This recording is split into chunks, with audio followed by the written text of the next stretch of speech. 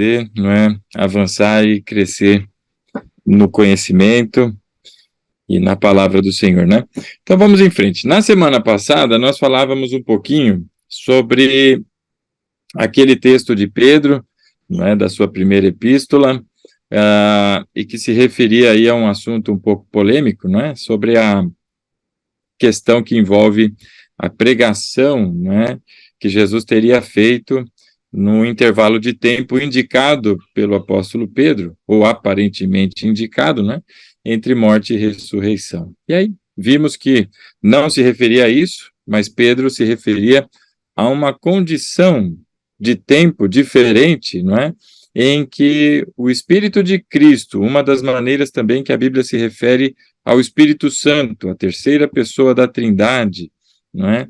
E que ali fala através dos profetas, ou seja, através de Noé, pregando aos tais, não é, espíritos em prisão, ou seja, todos aqueles que estão ali ouvindo a palavra, mas que ainda não são novas criaturas. Portanto, não se refere a um período em que Cristo tenha descido ao inferno, absolutamente nada a ver com isso, não é mais se referindo ali a outro período da história. E falamos um pouquinho da relevância e o impacto, não é, da morte na cruz, sendo a morte na cruz o pagamento pelos nossos pecados, como vai dizer o apóstolo Paulo, e a ressurreição, aquilo que nos justifica, não é? Ou seja, o pagamento foi aceito e a ressurreição de Cristo, portanto, agora nos justifica, sendo ele o primogênito dentre muitos irmãos, como vai dizer também a palavra. Este é, então, o último Adão na nova e eterna aliança, que nós falamos também um pouquinho sobre neste domingo. E para hoje, nós temos mais um assunto que não é polêmico, mas é importante que a gente passe por ele, porque ainda há dúvidas, não é, que circulam, há questionamentos que envolvem o tema da relação entre batismo e salvação. Hoje eu quero passar por alguns textos também acerca deste assunto, e a partir dele, não é, na sequência, em não havendo outro, voltamos para Efésios. Não deixem, não é, tudo aquilo que a gente já tratou sobre Efésios, porque aquilo é base para a continuidade. Nós alcançamos o capítulo 4, mas ainda não avançamos nele, né? Acho que hoje será o segundo dia desde que a gente chegou no capítulo 4. Muito bem. Então, para começar sobre este assunto, não é? A pergunta que paira é se, entre as perguntas e questionamentos, e aí fiquem à vontade aí para dar direcionamento aí nas dúvidas, mas a pergunta que paira é quando de fato acontece a salvação, né?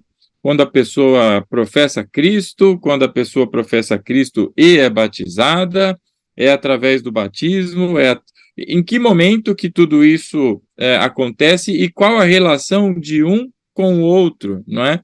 Se existe alguma relação. Bom, respondendo já e indo direto, né? De fato, sim, tem relação, mas nós vamos entender se há uma relação direta, não é, com salvação, ou se há um outro tipo de relação. Para começar, eu queria que nós abríssemos a Bíblia aí em Atos, no capítulo 2, no verso 38. Eu hoje vou fazer uso do meu celular, porque eu estou fora da minha residência e desprovido do meu material, né, de costume. Então, eu vou aqui pelo celular também.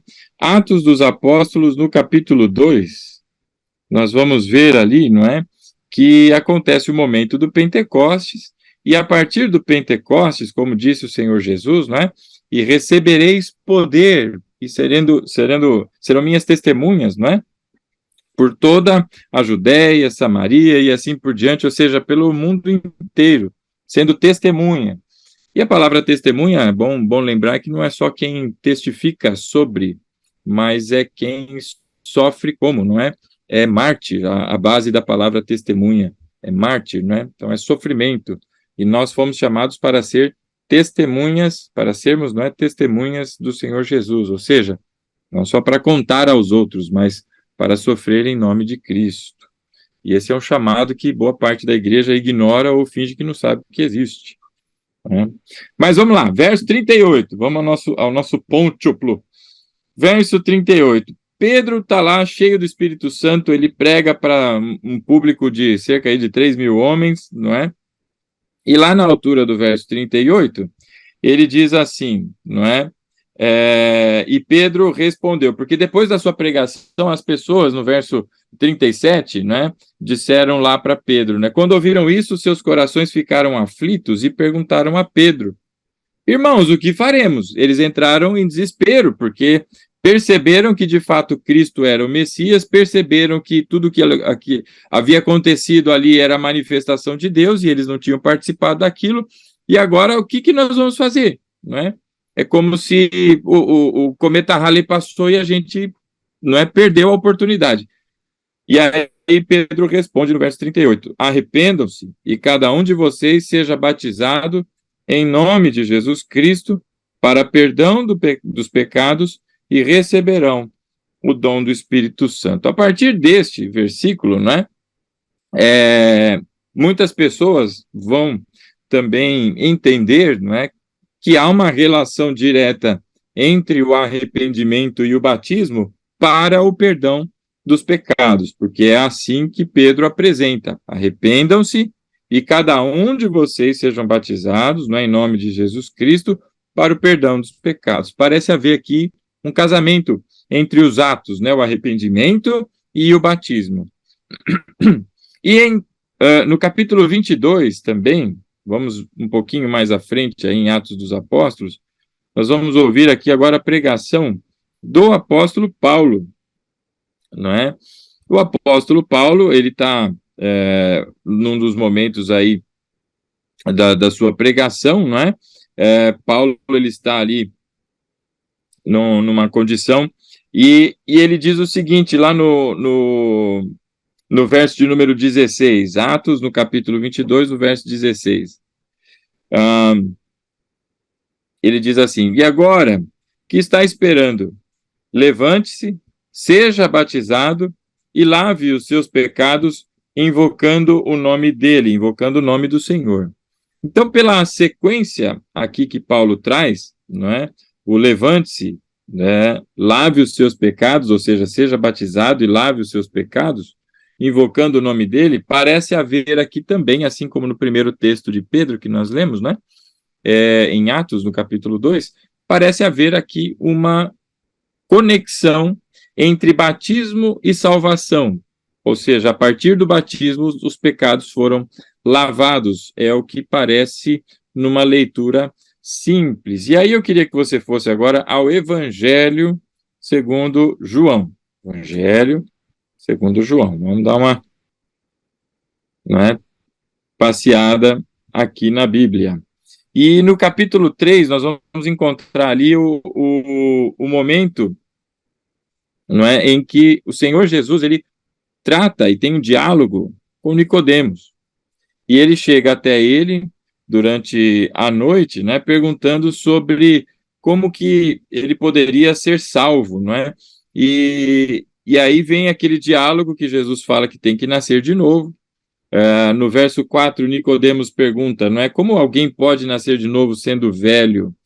E é uma pergunta, não é, simples para alguém tão esclarecido, e aí, no verso 5 em diante, o Senhor Jesus responde, não é, digo-lhe a verdade, ninguém pode entrar no reino de Deus se não nascer da água e do Espírito, e o que nasce da carne é carne, mas o que nasce do Espírito é Espírito. Então, se não se entra no reino de Deus, se não nascer da água e do Espírito, muitas pessoas vão fazer relação disso com o batismo também, não é? Então, estes 3 textos que nós acabamos de ler, e existem muitos outros, eu me atentei a 3 aqui só para que a gente fizesse aqui uma abertura, dão, de fato, não é, a impressão para uma leitura rasa e corriqueira, não é, de que há uma relação. para que a gente consiga separar as coisas, não é? No contexto bíblico, é importante que a gente se atente a algumas coisas. Primeira delas, nós falamos salvação enquanto a Bíblia usa um outro termo. Como assim, pastor? Está me fazendo cafundir a mente agora. É de propósito.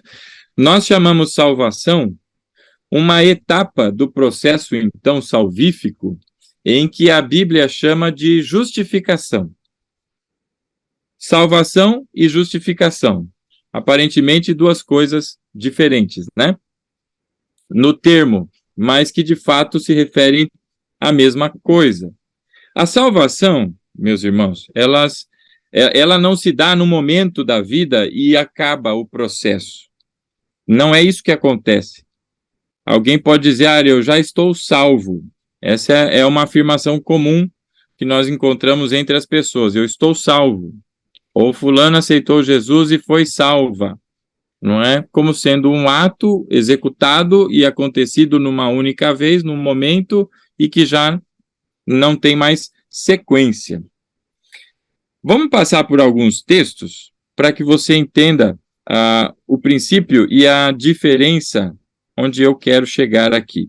Em Efésios, no capítulo 2, no verso 8, você vai encontrar lá a Bíblia dizendo o seguinte: pois pela graça vocês são salvos mediante a fé. E isso não vem de vós, é dom de Deus, para que ninguém se vanglorie.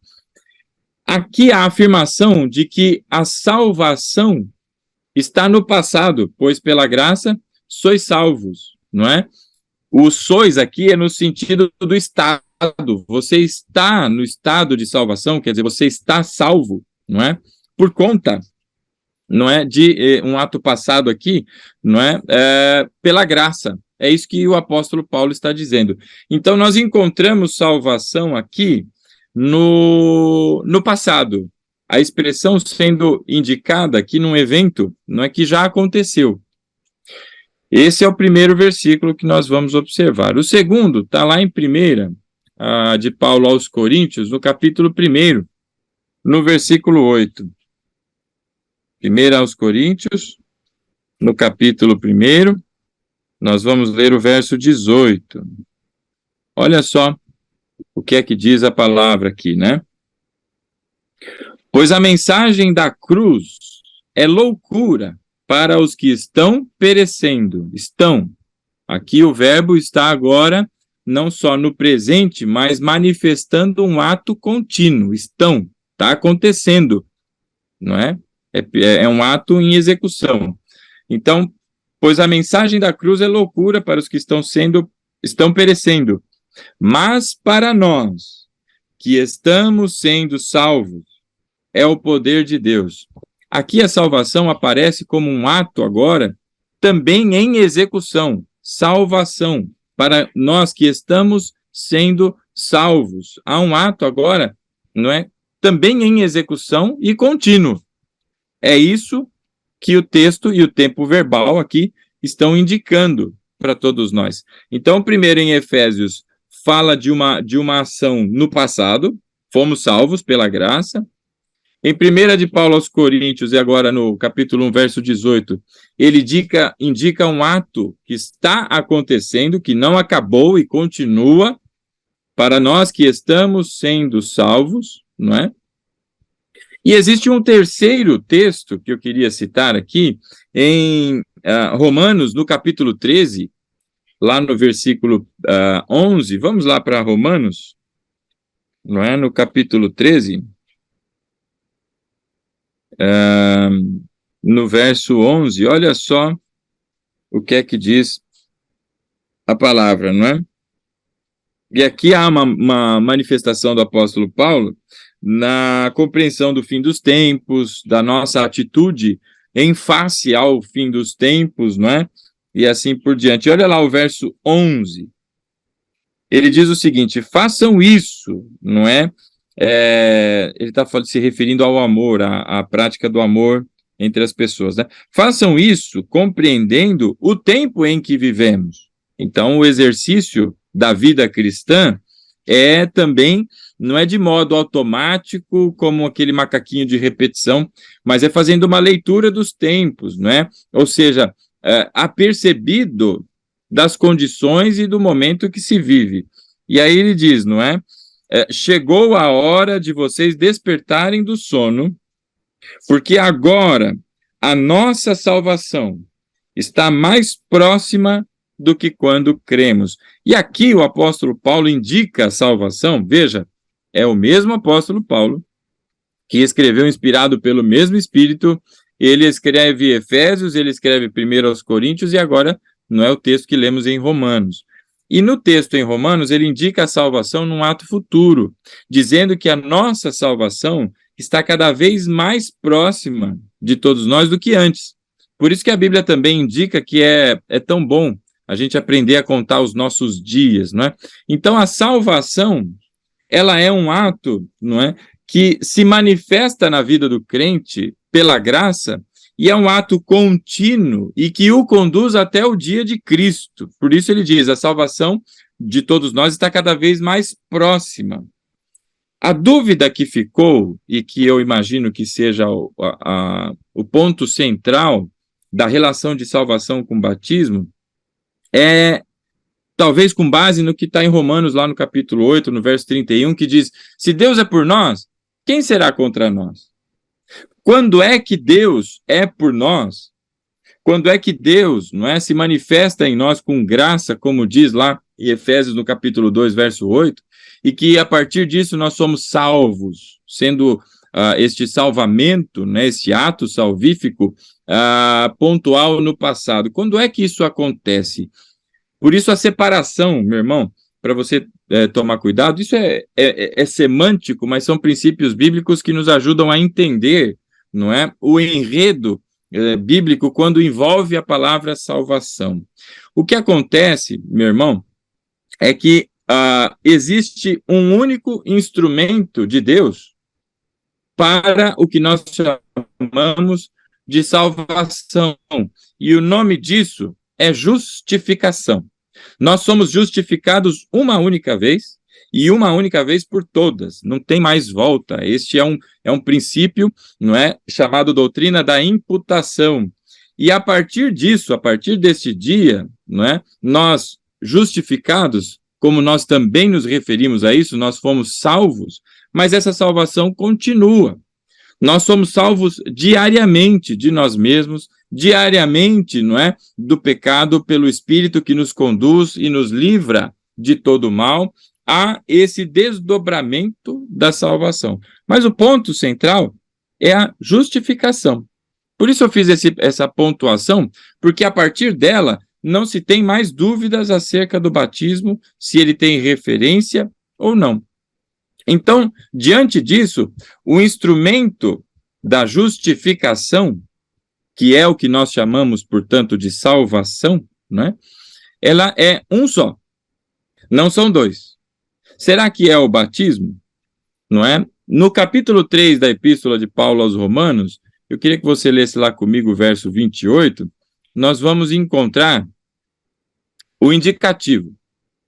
E aqui, meus irmãos, prestem atenção aí nos textos, que eles são bastante claros e específicos, né? A salvação, como nós chamamos a justificação, né?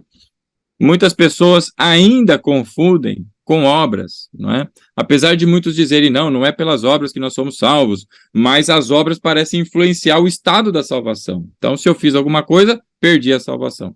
Se eu volto a fazer não sei o que lá, ou deixo de fazer alguma coisa, voltei a ser salvo. Então, parece estar ainda envolto nessa questão das obras. Então, há um único caminho para aquilo que nós chamamos de justificação. E a partir da justificação, o que nós chamamos então de salvação, não é? Deus é por nós. E se Deus é por nós, quem será contra nós?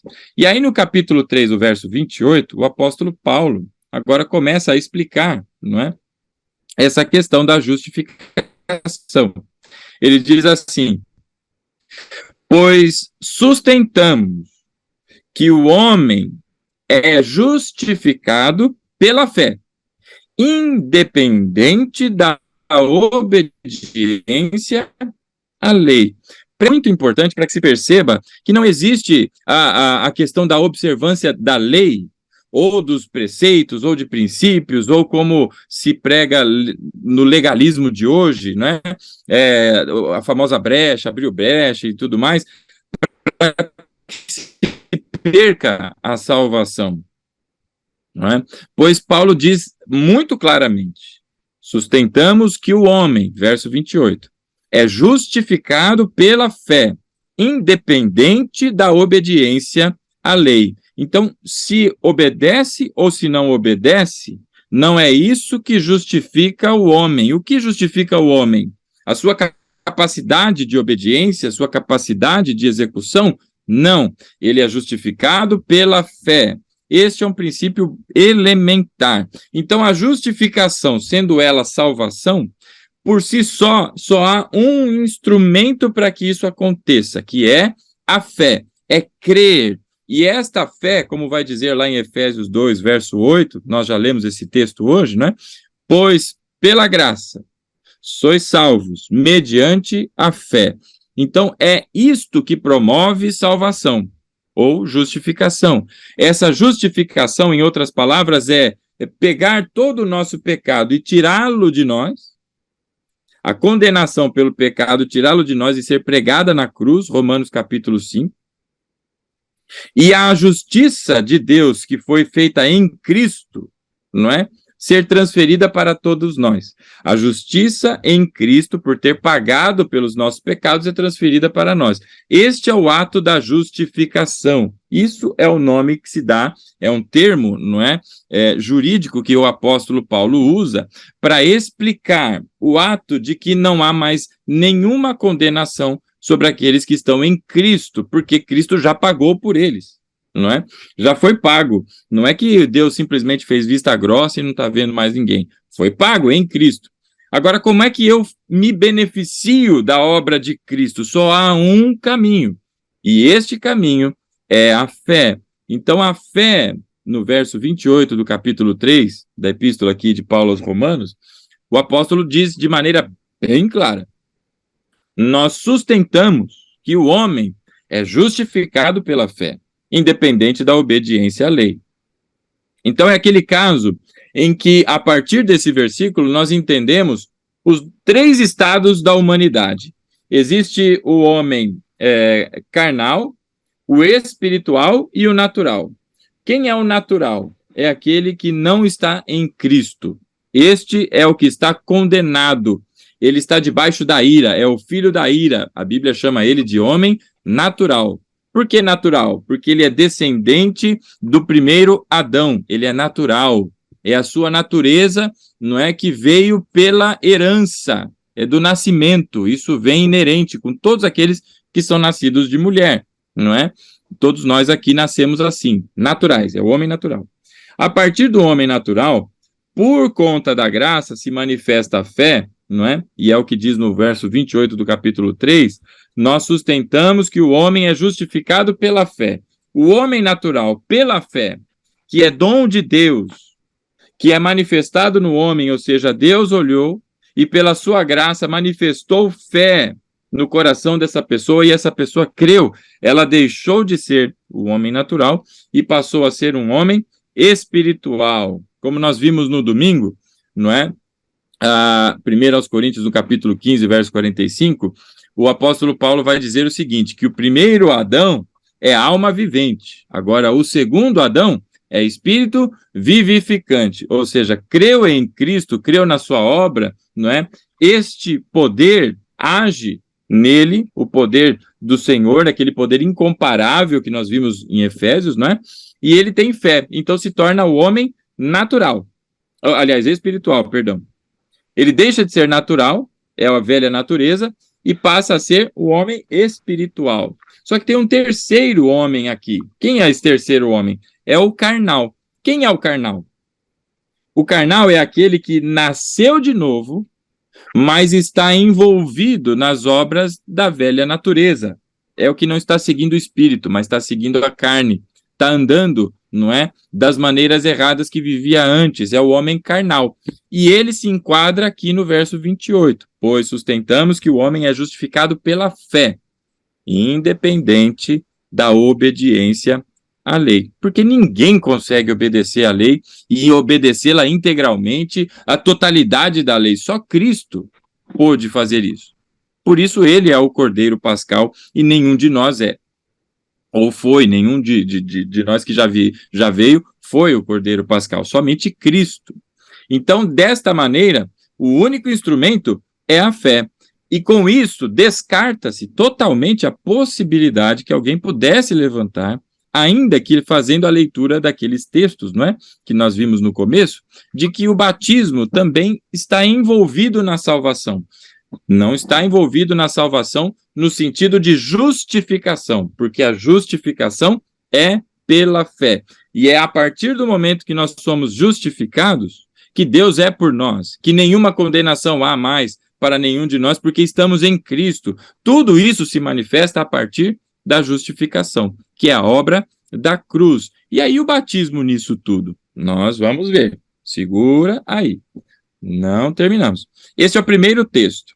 Agora, ainda na Epístola de Paulo aos Romanos, só que no capítulo 5, nós estamos entendendo que é a consequência da justificação, ou seja, o ato, não é, que é manifestado pela fé e não tem batismo aqui, pelo menos não o batismo nas águas que nós estamos nos referindo. Nós vamos entender isso já e na sequência.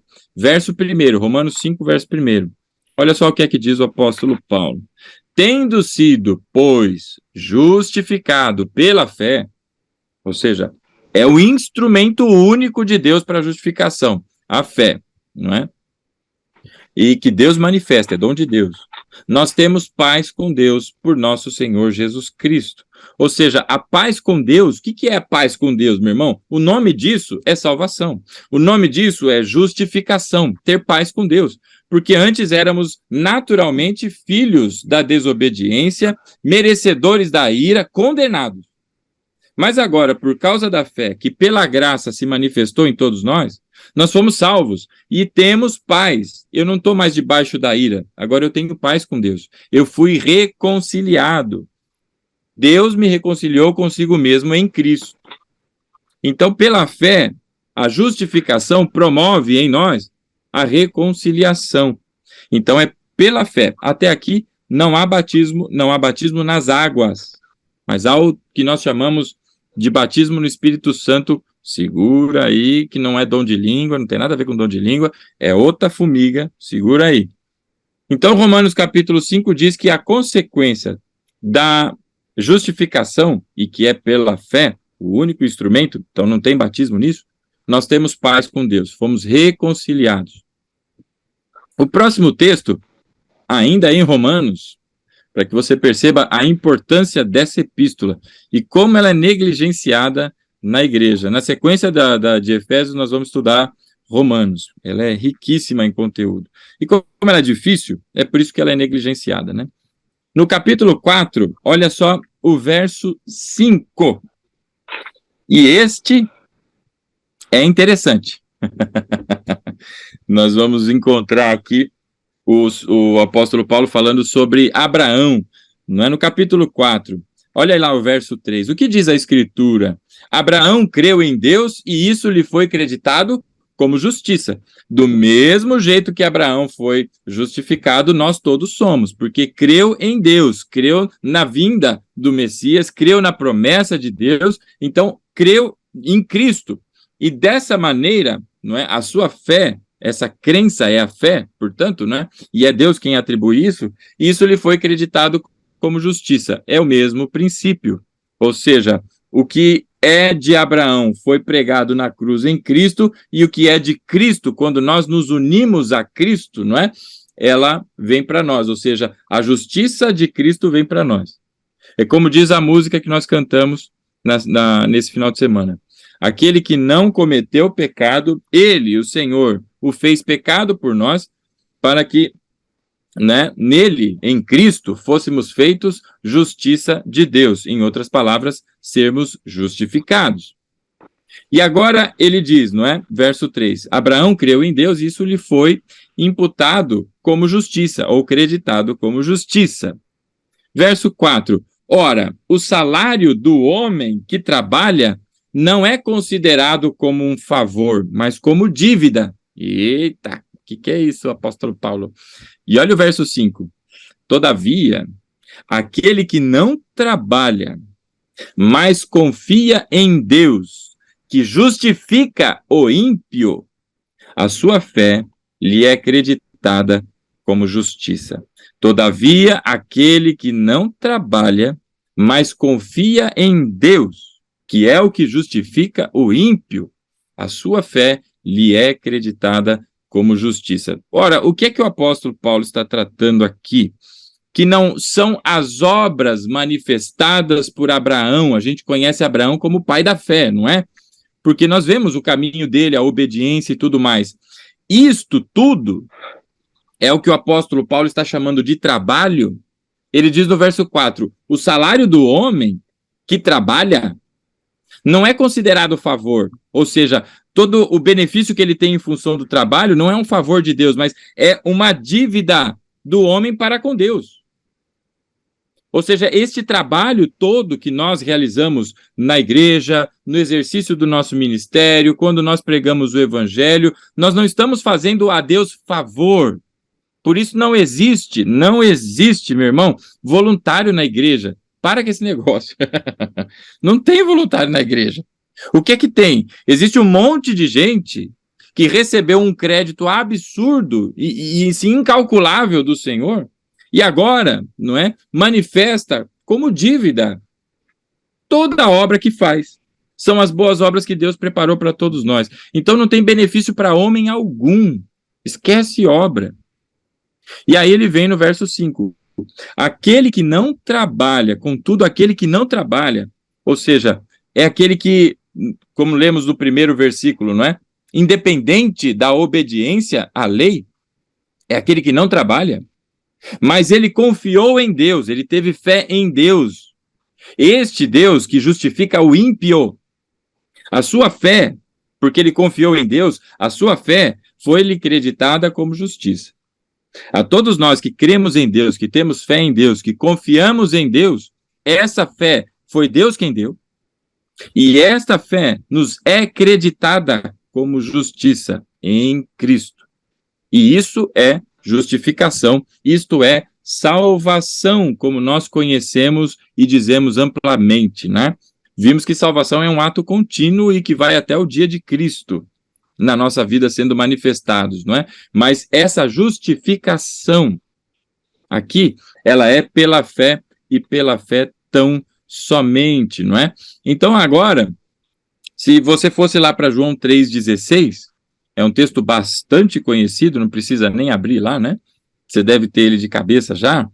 Porque Deus amou o mundo de tal maneira que deu seu Filho unigênito para que todo aquele que nele crê não pereça, mas tenha a vida eterna. Portanto, o ato para ter a vida eterna está condicionado à fé, e a fé está condicionada, não é? É dom de Deus, ou seja, Deus distribui, Deus dá a fé àqueles a quem ele lhe dá o seu favor, como disse o anjo no anúncio da chegada do Messias, aqueles pastores, o nascimento de Jesus, não é?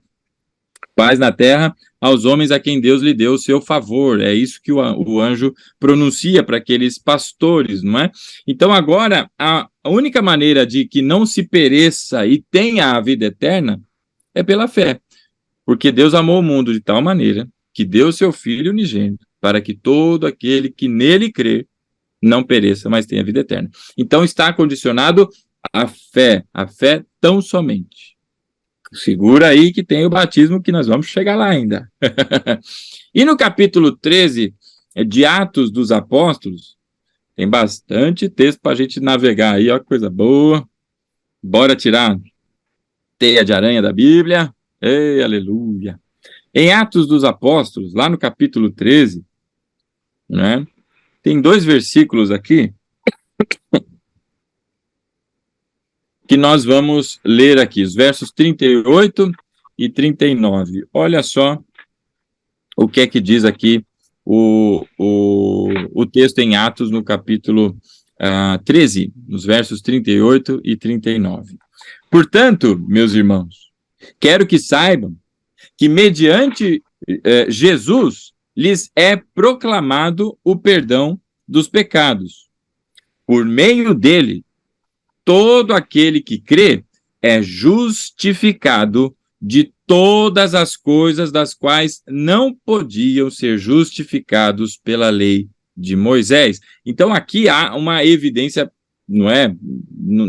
Todos esses versículos, e existem centenas de outros que a gente deve tomar ciência, mas eu separei estes só para que a gente veja. Então é pela fé, portanto, verso 39, todo aquele que crê é justificado de todas as coisas que não se podiam ser justificadas pelas leis de Moisés. Todas as coisas. Quando a Bíblia diz todas as coisas, elas se referem não só ao que você já fez até hoje e ao que você vai fazer até o fim da tua vida, isto também está considerado em todas, mas principalmente ao teu estado de morte, o teu estado de pecado, não é?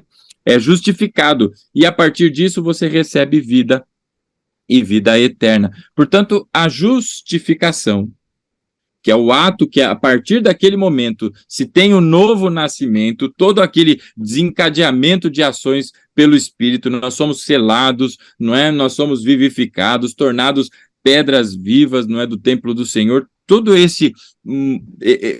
essa quantidade de obras que são realizadas no ato da conversão, ela se dá na justificação, e a justificação é pela fé, e pela fé tão somente. Não tem observância de mais absolutamente nada. Então, diante disso, essa é a minha resposta para a questão sobre salvação relacionada, não é? Salvação com batismo. Então, é pela fé, e pela fé tão somente nós somos justificados. E aí nós poderíamos levantar aqui o caso, não é? Do ladrão, como o David citou na semana passada. O ladrão na cruz, não é? E eu até brinquei com ele, ele disse, olha, o ladrão não tinha sido batizado, mas Jesus disse que ainda hoje estarás comigo no paraíso. Só. Opa, desculpe, irmãos. Então, aquele ladrão, eu até brinquei, mas quem disse que ele não foi batizado? Alguém pode dizer, não, pastor, mas ele foi batizado antes e se desviou do seu caminho. Mas ali tudo indica, e aparentemente, né, de que ele não havia sido um seguidor de Jesus, e ali, diante daquela circunstância e da sua própria morte, né, ele se arrependeu e creu no Senhor, e por conta disso, porque creu no Senhor, isso lhe foi imputado como justiça. E a gente não deve, obviamente, em cima do ato da situação daquele ladrão, não é?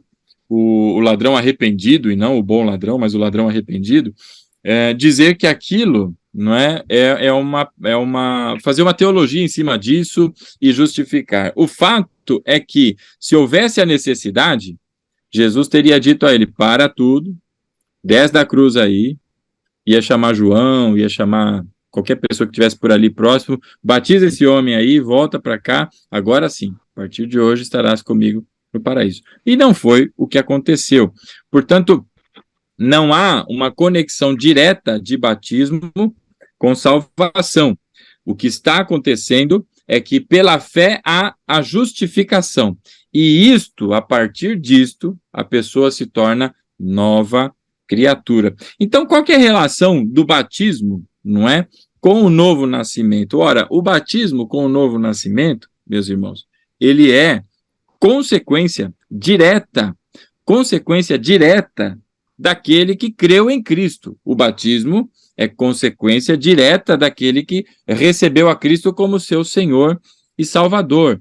E isto é um mandamento, inclusive, não é um pedido, não é uma boa prática, mas é um mandamento de Jesus para todos os que são seus discípulos. Preste bastante atenção nisso. É mandamento, não é opcional. Eu vou batizar, não vou batizar. Situações como aquela do ladrão na cruz, não é? E não deram condições para que ele fosse batizado.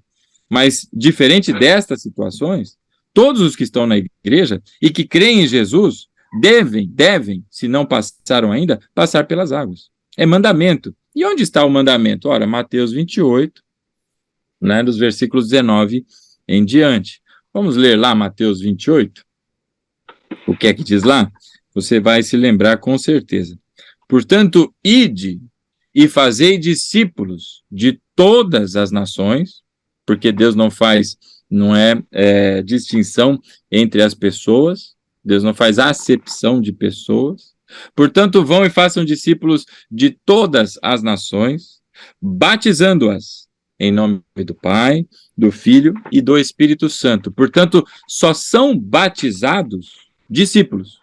Se é discípulo, é batizado. É uma sequência por mandamento. Assim como também Jesus passou pelo batismo, todos nós devemos passar pelo batismo. E o batismo é uma única vez. Não existe prática de rebatismo. Rebatismo não é bíblico, é de fato gente que não conhece direito o texto sagrado e por isso pensa que o rebatismo é necessário. Mas o batismo é uma única vez. Nós vamos entender por que o batismo é uma única vez também, tá bom? Então, é um mandamento de Jesus. Por isso, essa é a associação, a única associação que há entre batismo e salvação. Aquele que foi salvo, aquele que foi justificado, não é? Deus lhe deu fé, os seus olhos se abriram, ele ouviu a mensagem do evangelho, ele creu em Jesus. O próximo passo dele, natural, é o batismo. Então não precisa passar 35 anos na igreja para poder ser batizado, não precisa de passar por uma escola de batismo, não é de 2 anos para que você seja batizado. O que é que precisa? Precisa ser discípulo, tem que crer em Jesus. Creu em Jesus, agora em obediência ao seu mandamento, ele segue conscientemente, portanto, não é? Para o batismo. O batismo, então, é consequência da salvação. Não é através do batismo, só um minuto, só para concluir aqui o racional. Não é pelo batismo que são salvas as pessoas, tá bom? E aí eu vou voltar, eu estou vendo aqui a Célia mandando algumas mensagens, eu vou voltar já nos textos e abrir, é só para entender o enredo e a partir disso a gente segue, tá?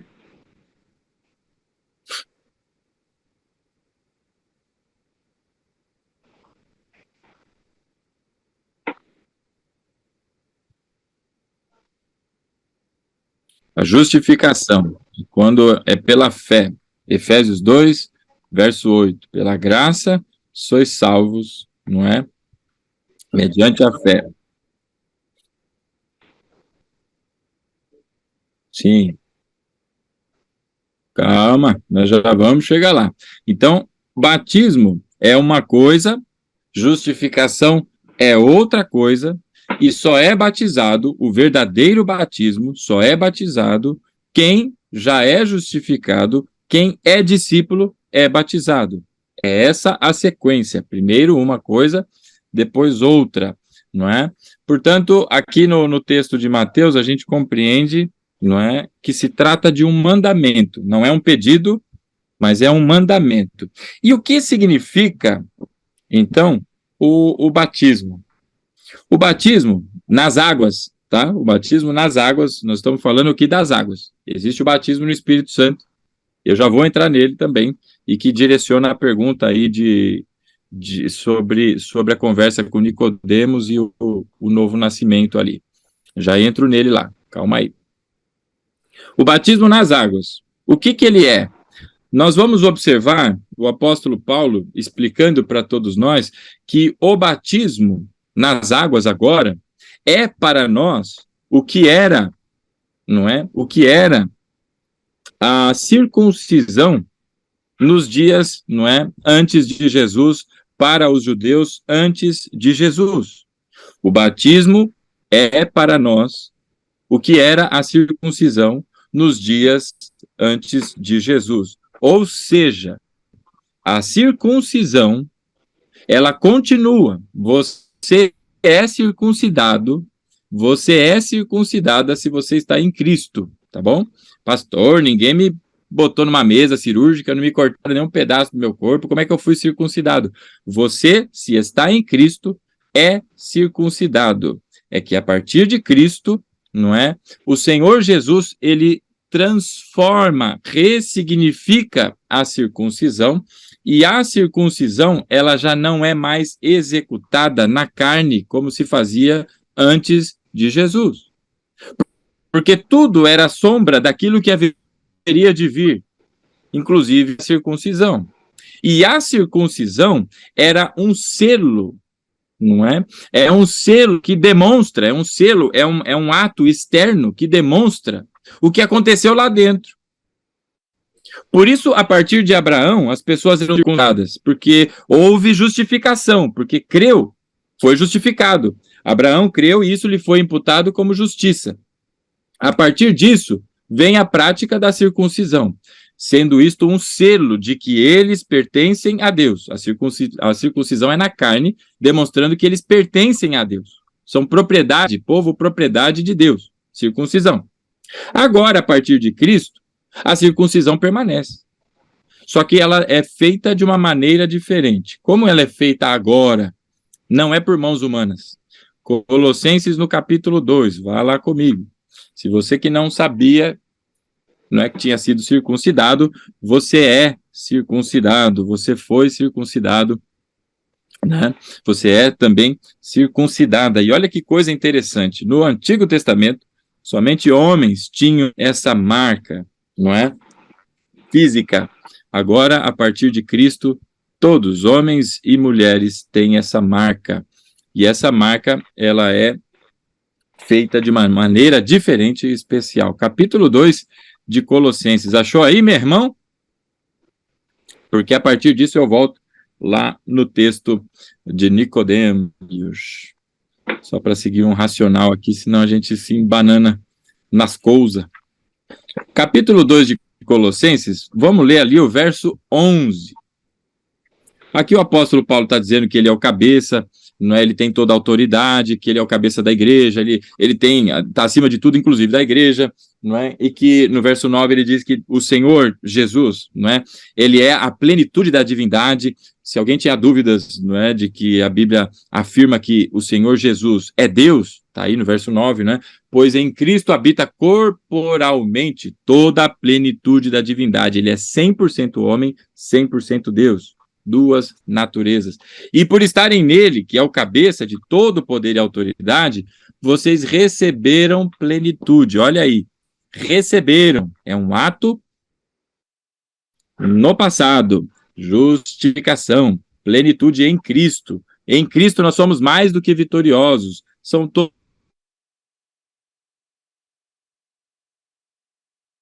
todas, não é, maneiras, não é,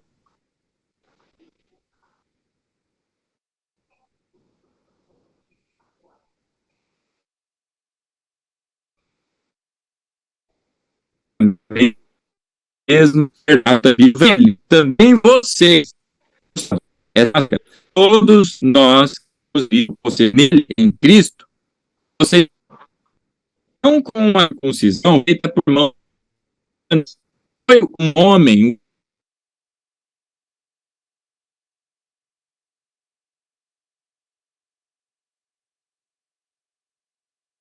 né?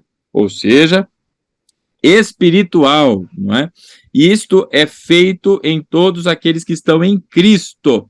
E aí ele continua. O que é, então, a circuncisão? A circuncisão agora, meu irmão, é este novo nascimento, é o nascer de novo, é estar vivo espiritualmente. Há uma cisão entre carne e espírito, que é esse corte promovido pelo Senhor Jesus e que separa. Agora eu estou vivo espiritualmente. O meu corpo, ele segue ainda com a sua inclinação, mas espiritualmente eu tenho vida. Há uma circuncisão, há um corte feito, e isto é feito somente por Cristo. Isto é obra espiritual, e isto é novo nascimento, é o despojar do corpo da carne, a separação. E como que acontece isso? Aí verso 12. E isto aconteceu quando vocês foram sepultados com ele no batismo, e com ele foram ressuscitados mediante a fé no poder de Deus, que o ressuscitou dentre os mortos. Quando é que isso aconteceu? Quando vocês foram ressuscitados, olha o final do verso 12, mediante a fé. Ora, você está lembrando do texto de Efésios, não está? Porque essa é uma carta irmã de Efésios. Ressuscitados mediante a fé. E a fé no quê? No poder de Deus que o ressuscitou dentre os mortos. No poder de Deus que o ressuscitou dentre os mortos. Efésios, lá no final do capítulo 1, Paulo fala deste poder. Esse incomparável poder que ressuscitou Jesus dentre os mortos é o mesmo poder que ele trata aqui e que atua em todos nós, nos trazendo da morte para a vida. Atuou em mim e permanece atuando. Então, quando eu nasci de novo, não é? Eis aí a circuncisão, há aí o ato, não é, do novo nascimento. E isto, da mesma maneira, não é, em que o creu no coração e lhe foi imputado por justiça, e aí seguiu para a circuncisão, agora creu no coração e em Cristo, e nós fomos com a fé, não é? Recebemos a justificação, recebemos aí a imputação da justiça de Cristo em nós, e agora partimos para o batismo. Por isso o verso 12.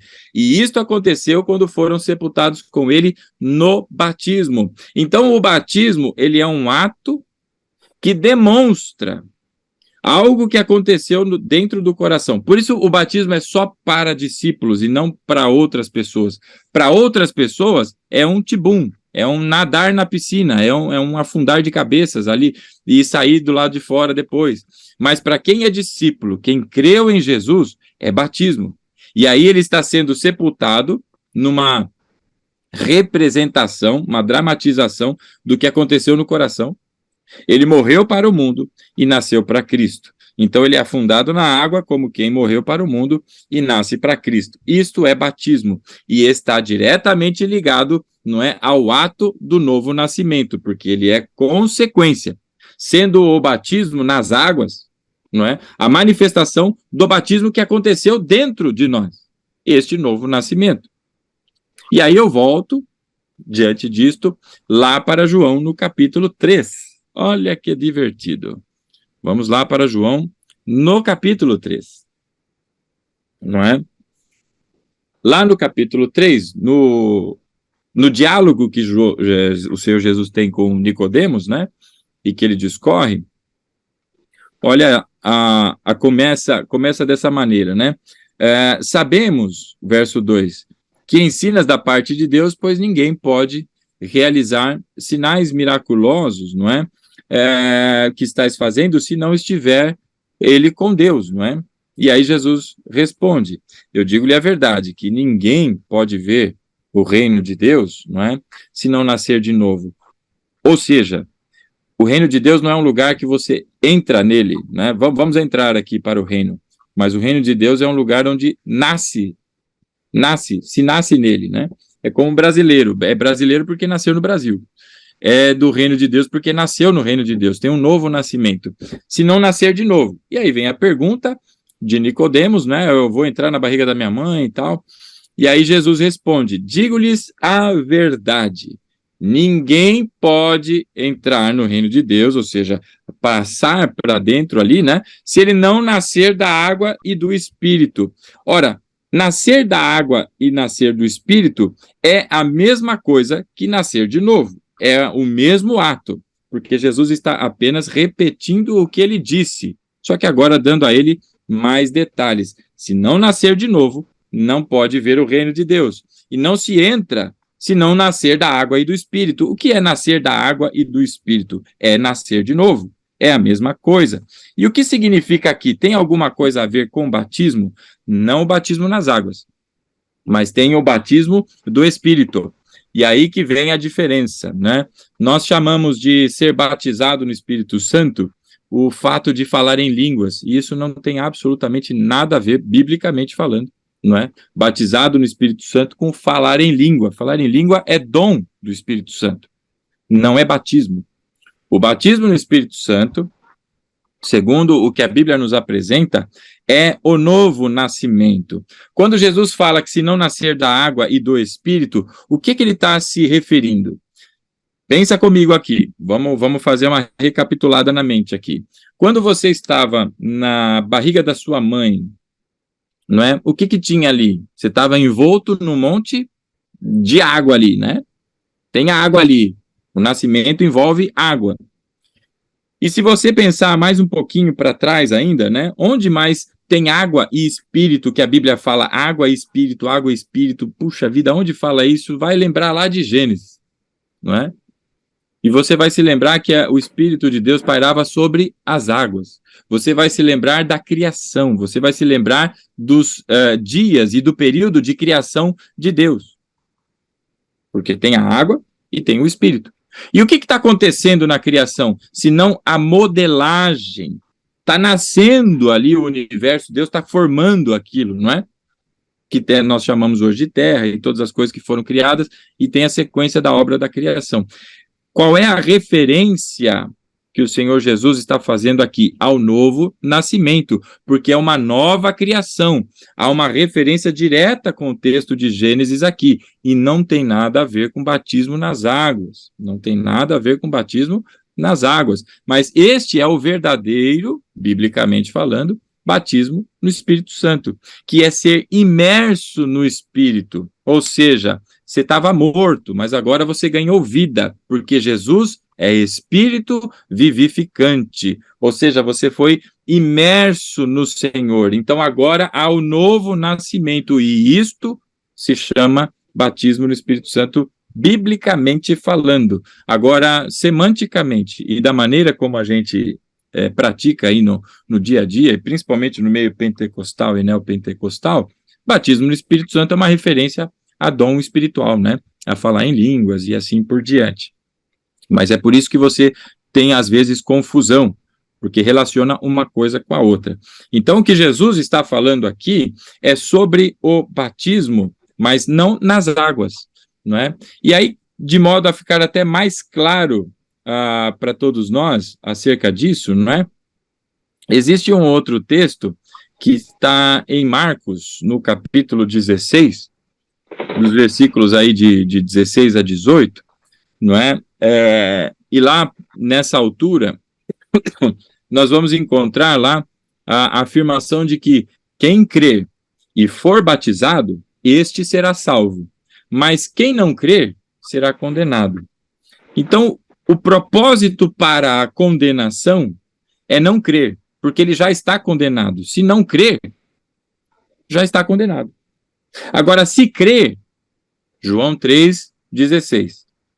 Porque Deus amou o mundo de tal maneira que deu seu Filho unigênito para que todo aquele que nele crê não pereça, mas tenha a vida eterna. Então, o batizado aqui, ele não está como condicional, mas ele está como ato seguinte, como consequência, como complemento. Então, quem crê e for batizado, será salvo não numa condição.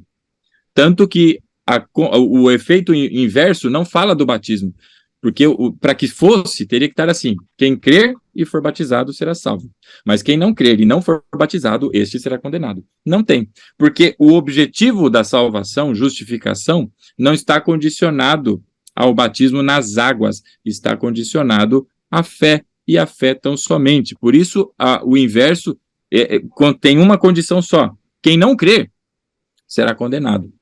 E aí, João 3,16 diz, né, porque todo aquele que nele crê não pereça, mas tenha vida eterna, e a sequência disso vai dizer exatamente isso, que Jesus ele não veio para condenar o mundo, porque o mundo já está condenado, mas ele veio para salvar.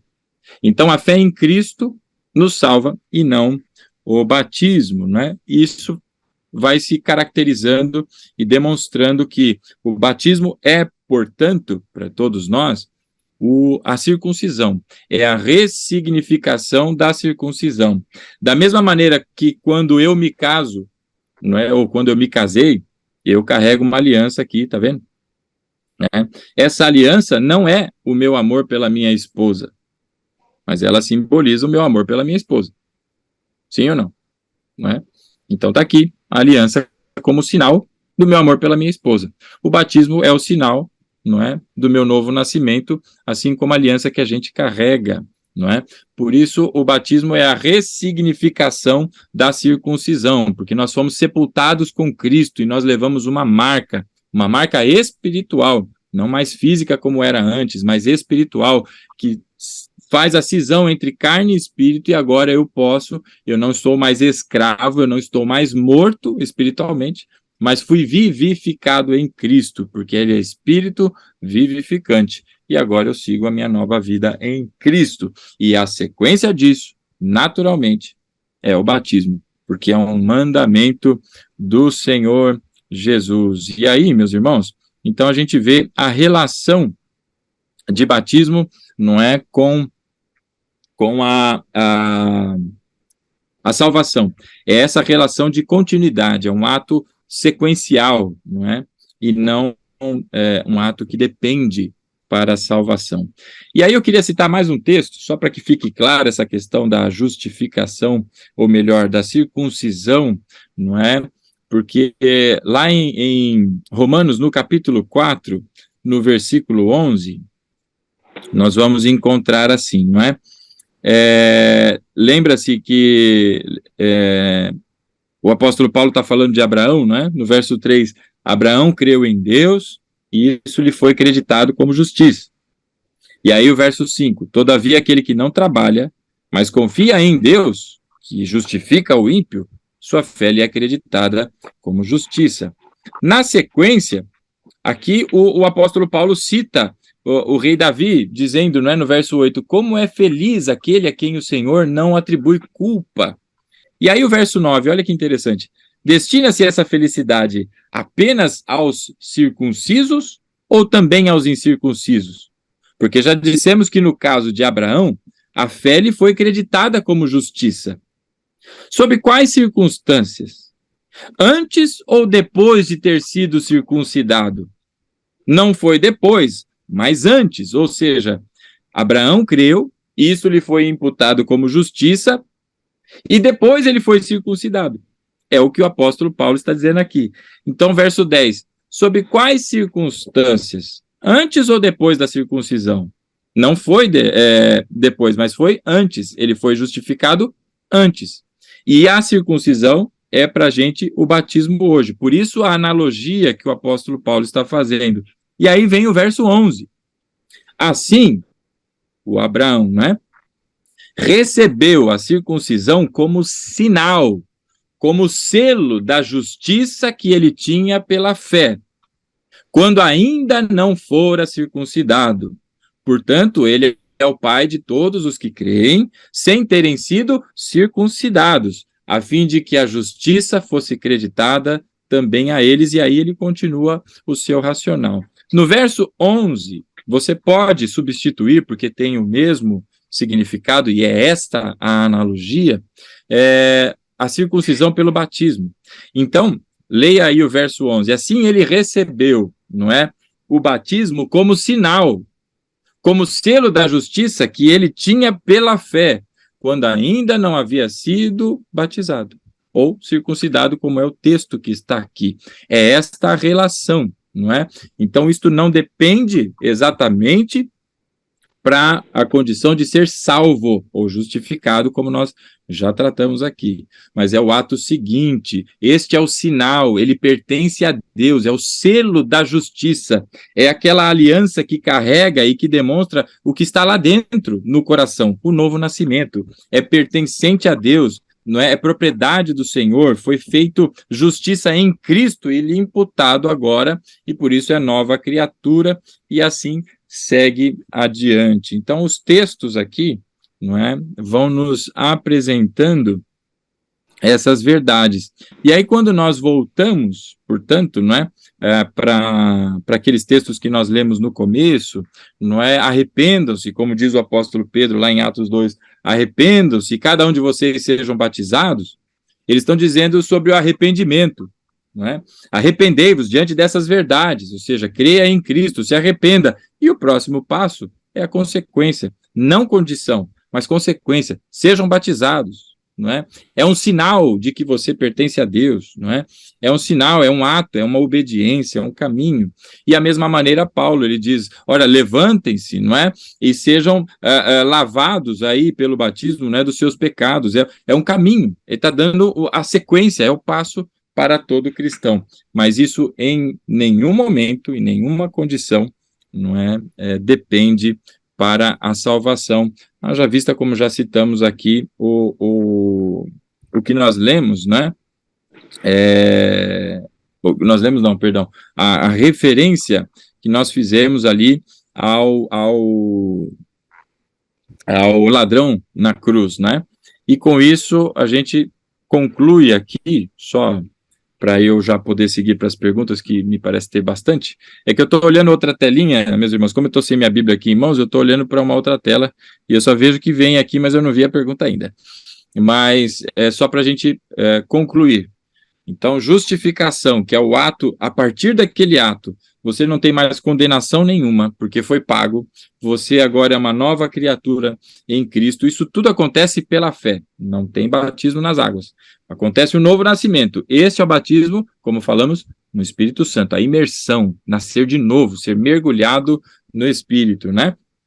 Ok, e a partir daí, então, a pessoa segue a vida e a salvação, não é? É que está sendo desenvolvida na vida do cristão, entre elas a ação que vem da santificação, não é? É o caminho que todo cristão vai desenvolvendo ao longo da sua vida, é esta salvação que está em andamento na minha vida e na sua.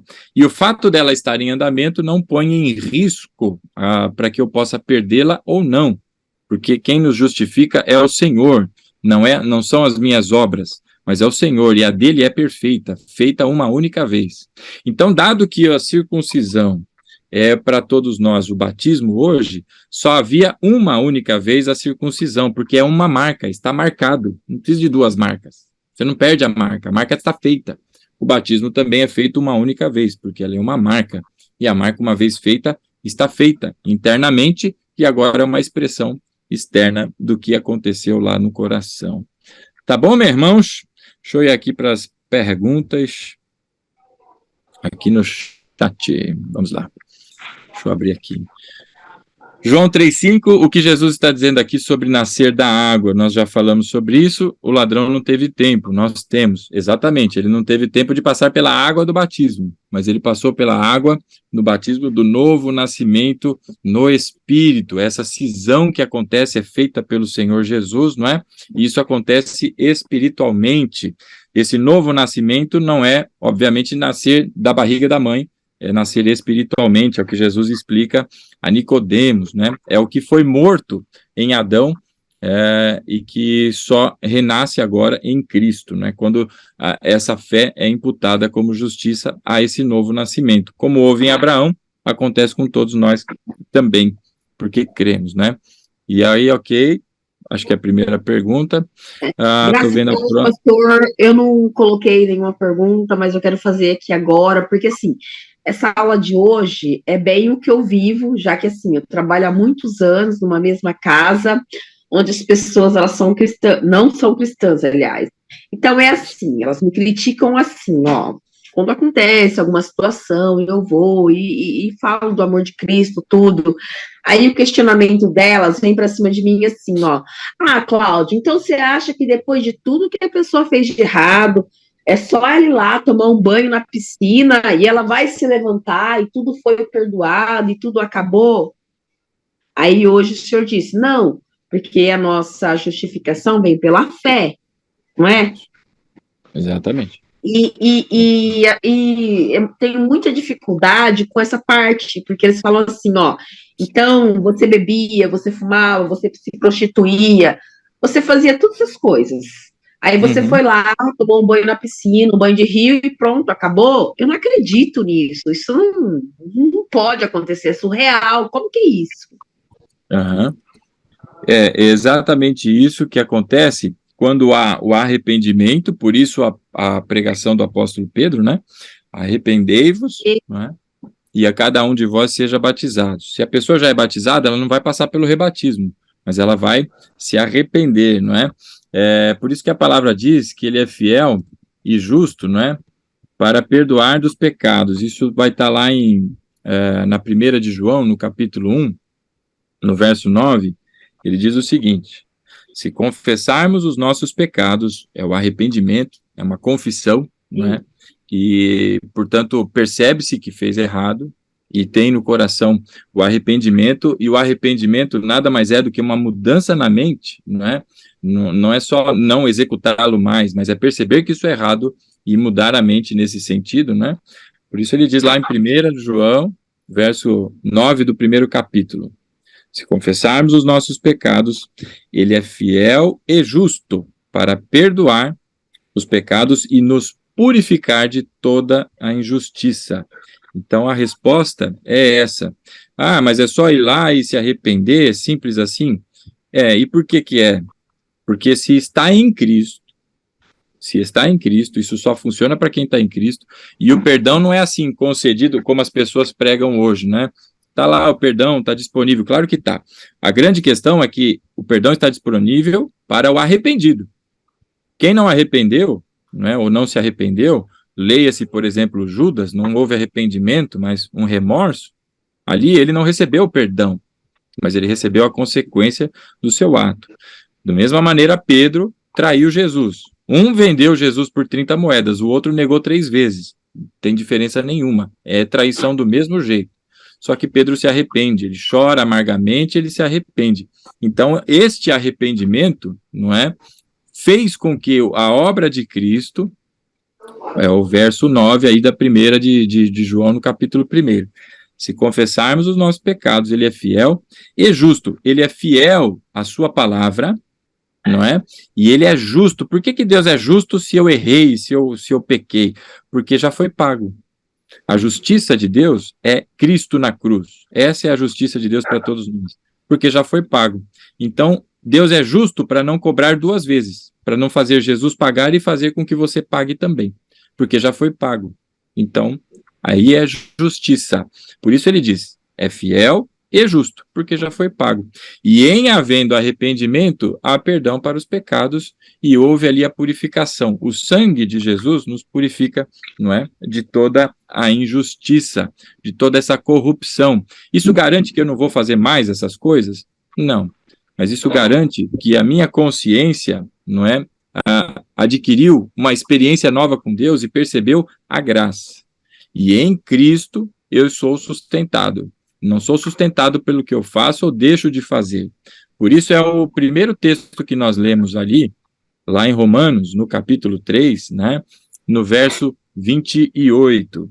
Pois sustentamos que o homem é justificado pela fé, independente da obediência à lei. Isso não é um convite para desobedecer e fazer a vida errante seguindo de qualquer jeito. Quer dizer que Deus não leva em consideração você. Deus leva em consideração a obra de Cristo. É a obra de Cristo e a fé nele que nos justifica, tá? Deixa eu só ver aqui a próxima pergunta. Próxima pergunta que está aqui. Os dons de Deus estão relacionados ao batismo nas águas?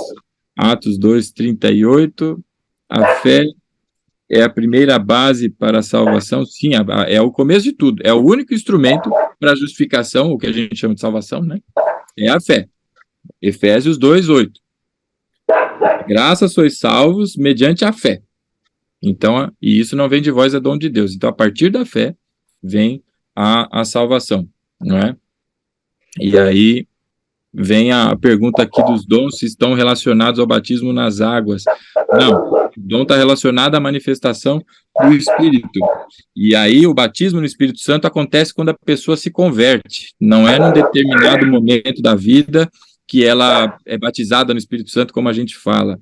O que acontece é que num determinado momento da vida, segundo a vontade de Deus, ele manifesta dons espirituais na vida da pessoa, porque o Espírito já habita nele. Então, outra grande bobagem que se diz por aí é o besterol evangélico, que se a pessoa não fala em línguas, ela não tem o Espírito Santo. Isso é uma coisa, assim, uma heresia sem precedentes, né?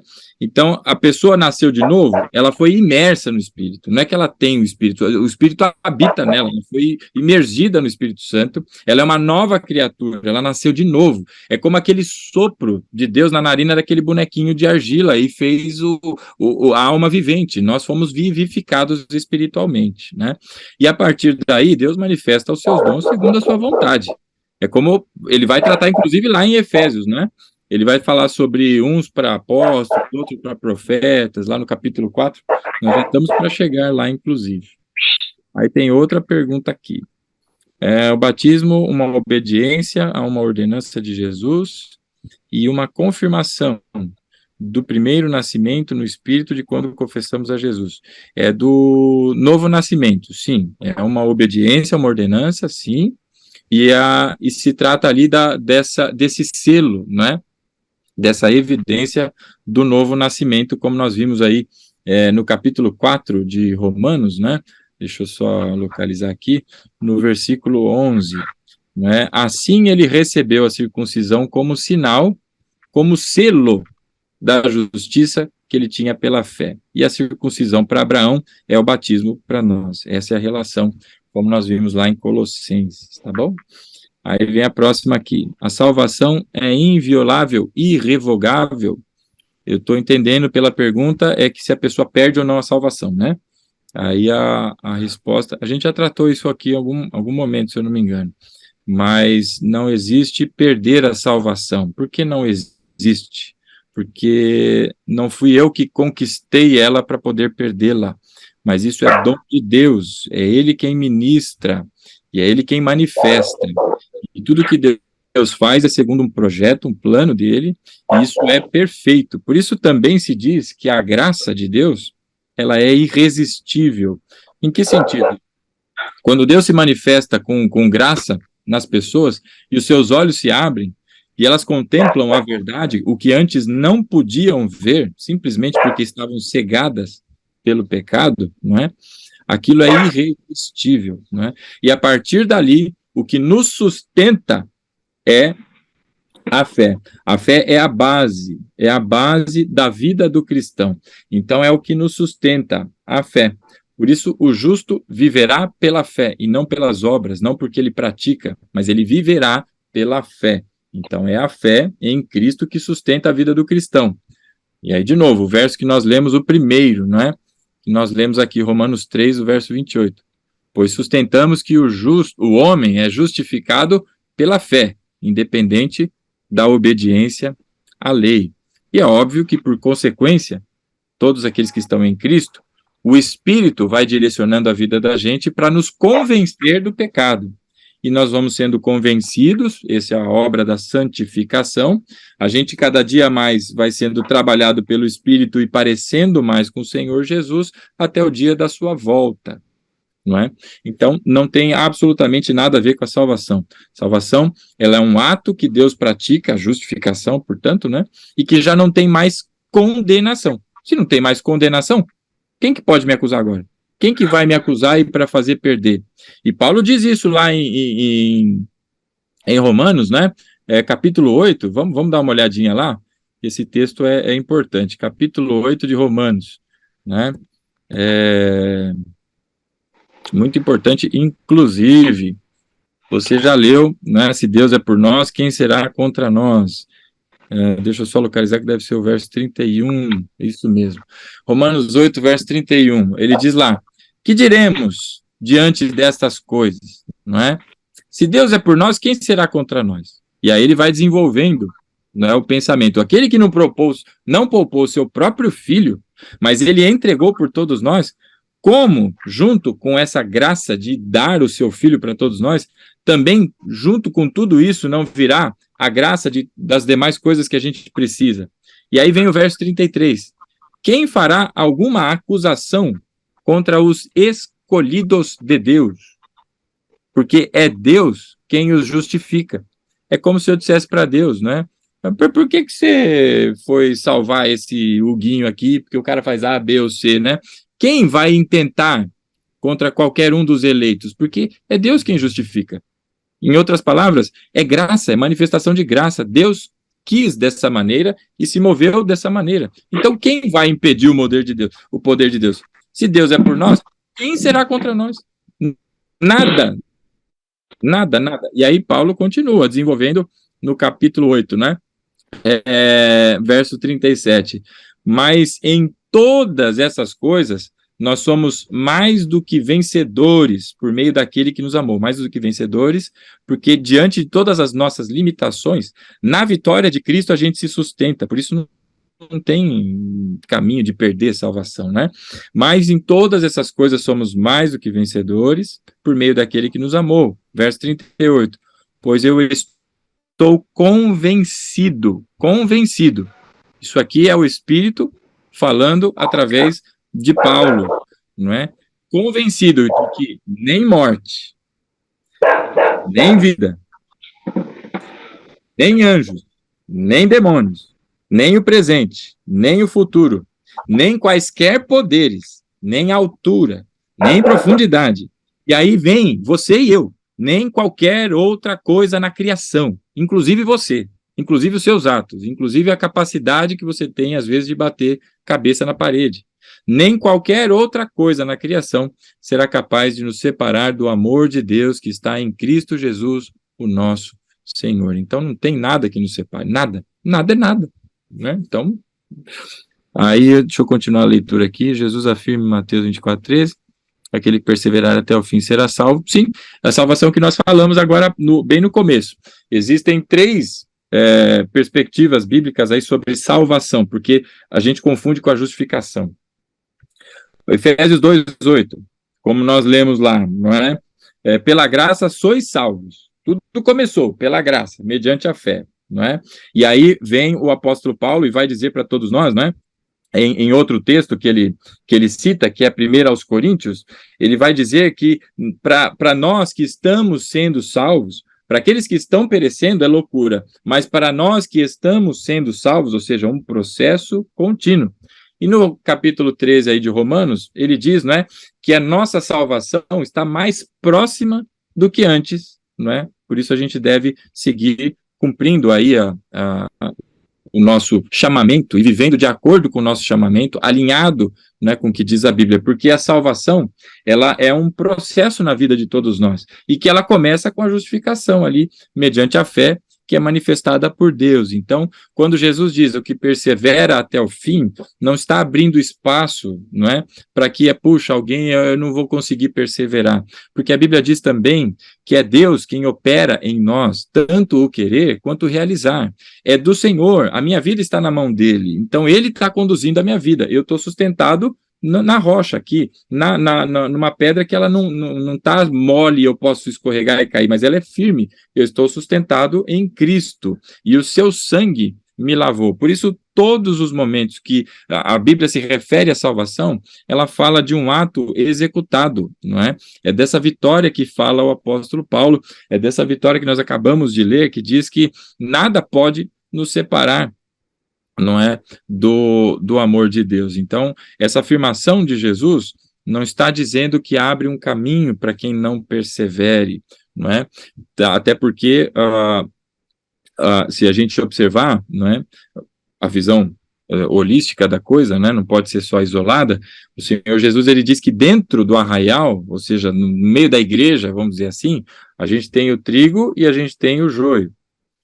E o Senhor Jesus também diz, não é, para os ceifeiros, não colhe o joio agora, porque pode ser, ele é tão parecido com o trigo, que na hora de colher, pode o trigo ser colhido junto, mas ele será separado naquele dia. Então está convivendo aqui. Quem é que não vai perseverar até o fim? Quem não é salvo, não é aquele que está salvo e deixou de ser salvo.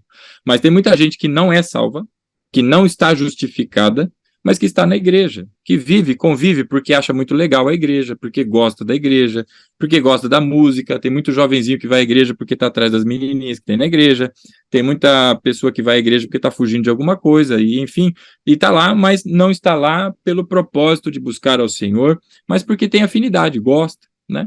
Então, quando chegar o dia, não é, que pode passar e parar pelo meio do caminho, este vai ser separado. Esse é o joio, esse é o bode. O Senhor Jesus diz, as ovelhas à minha direita, os bodes à minha esquerda. Haverá essa separação. Hoje a gente não sabe quem é quem. Por isso que a gente prega, não é? E estamos pregando na igreja, e tem que pregar Jesus o tempo inteiro, porque tem pessoas que estão na igreja, com muitos anos de igreja, e que não são convertidas, não é? Então tem que pregar. o tempo todo. Por isso que Jesus deu essa afirmação. Aí na continuidade está dizendo aqui, né? Então, se através da fé, ou confessar Jesus, eu sou justificado pela fé, porque ele afirma que será salvo, é a mesma questão, né? Tá bom, eu já entendi. E aí meu tic-teco tá pegando fogo. Glória a Deus. E é isso, né, meu irmão? E assim vai. Então, uma coisa é uma coisa, outra coisa é outra coisa. Quando nós falávamos sobre a salvação, perder a salvação, que aí derivou o assunto já, né? Falávamos sobre aquele texto de Hebreus, no capítulo 6, que é bem divertido, né? Então, para aqueles que ainda, enfim, pensam ou meditam sobre a possibilidade de perder a salvação, dá uma olhadinha lá no capítulo 6 de Hebreus, a partir do versículo 4, os versos de 4 a 6, você vai encontrar lá, não é, o autor da epístola dizendo que, ora, se é assim, este que abandonou não tem mais volta, porque teria que Cristo morrer de novo, ou seja, não tem espaço. O que ele está dizendo ali é que este que viveu toda essa experiência, não é? Conviveu com os irmãos da igreja e tudo mais, e de repente se desviou, ele não se desviou da fé, porque ele não estava salvo. Porque o salvo, ele é sustentado pelo Espírito, não é? E aí, meus irmãos, Judas tem um texto maravilhoso. Judas, não o Iscariotes, poucas pessoas se lembram que existe essa epístola na Bíblia, e olha só que tremendo o que Judas registra. Não é uma epístola tão curta. Olha o finalzinho, já é a doxologia, porque ele fala dos falsos profetas, ele dá alertas para a igreja, né? Mas olha só o que ele diz no verso 24 da epístola, né? Judas no verso 24. Olha que tremendo. Ora, aquele, porque é a doxologia, ele está adorando ao Senhor, ele está fazendo ali a conclusão da sua epístola e é um louvor a Deus, né? Há aquele, por isso o A está craseado, a Deus, né? Que é poderoso para nos guardar de tropeçar e nos apresentar irrepreensíveis e com alegria diante da sua glória. Ao único Deus, sábio, Salvador nosso, seja glória, majestade, domínio e poder, agora e para todo sempre. Amém. O que ele está dizendo? Ele está adorando a Deus, ele está encerrando o culto, não é? Ele está dizendo glória a Deus, meus irmãos, ao Deus Todo-Poderoso, aquele que nos guarda de tropeçar.